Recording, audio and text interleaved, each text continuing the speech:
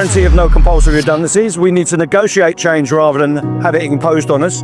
And we need a pay rise. Our people, like every other British worker, is suffering from the cost of living crisis. We need a decent pay deal. 3, 2, 1.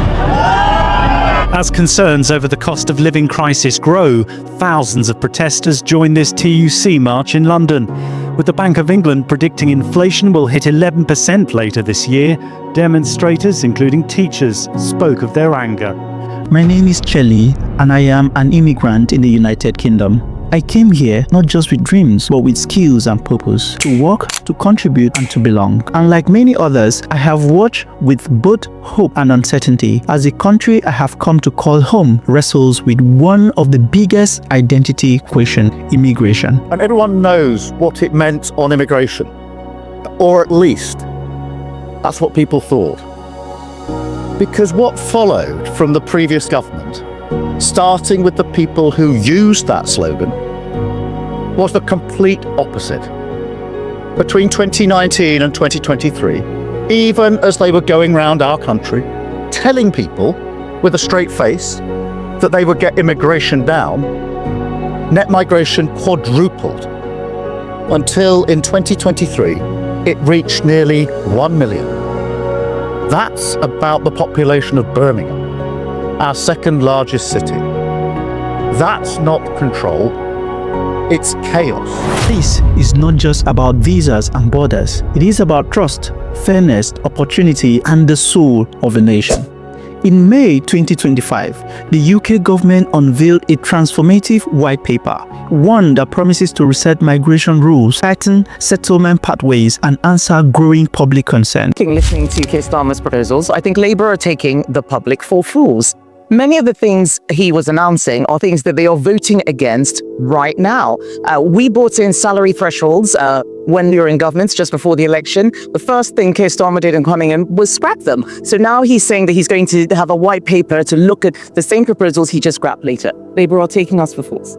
But at what cost? And to whom? From just over 240,000 in 2019 to more than 900,000 in 2023. Net migration to the United Kingdom has more than quadrupled, and in each new number comes a ripple in housing queues, NHS wait time, and public discourse. To the Brits, these numbers spell pressure.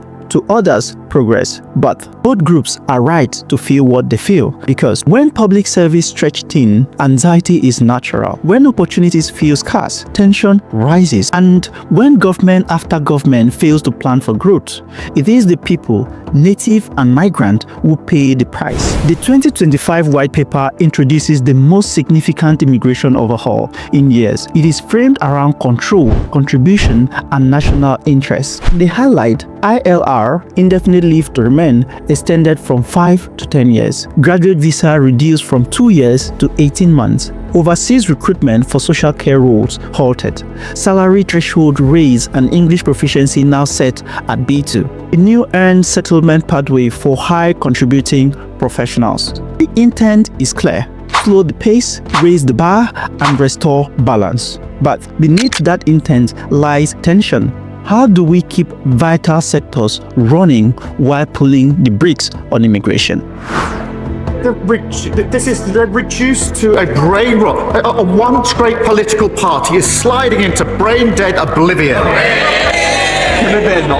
Mr. Speaker, I'm very happy to welcome his tiny tariff deal, but the fact is, it has put us in a worse position than we were in March. He should not over-egg the pudding. Let's talk about how things are getting worse now. In every month of this year, household names like Sainsbury's, Tesco, Asda, and Santander have cut staff.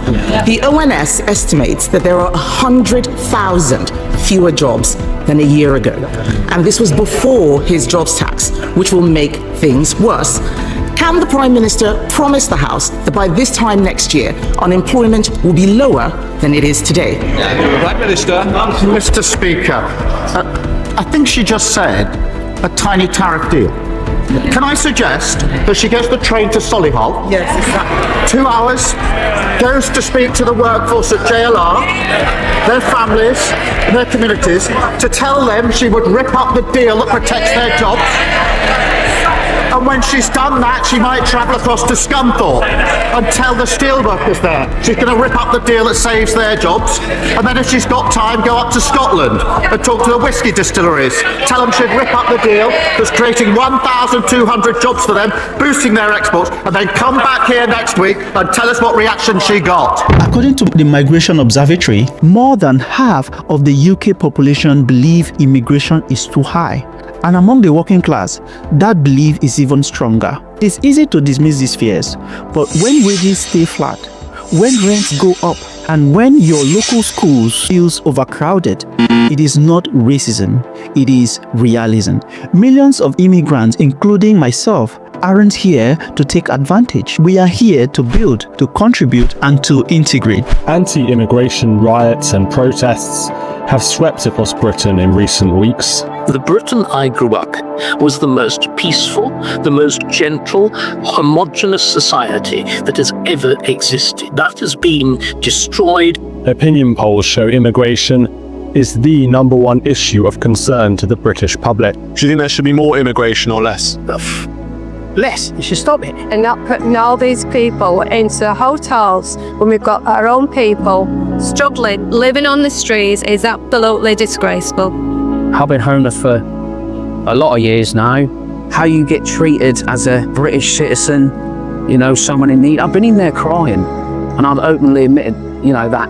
And I have pleading for help. You're not a priority. The care sector depends heavily on overseas labor, yet under the new rules, those doors are closed. We say protect the NHS, but the NHS is protected daily by migrants. You can't shut the door and still expect someone to show up at your doorstep. Britain's care crisis isn't caused by immigration, it is cautioned by it. In recent years, immigration and crime have been linked in the media, but official data tell a nuanced story. While certain nationalities show high per capita arrest, the vast majority of the UK crime is committed by British citizens. The problem isn't migration. The problem is marginalization, poor integration, and the lack of opportunity. Crime isn't imported, it is bred, often in broken systems. The deeper issue may not be numbers, but national identity. Who is British? What does it mean to belong? And who gets to decide? Immigration does not just change demographics. It asks whether a country can embrace newcomers without erasing itself, whether those newcomers can integrate without losing themselves. This isn't just a migration debate. It is a moral test. It is a question of what kind of Britain we want to live in and leave behind. I am an immigrant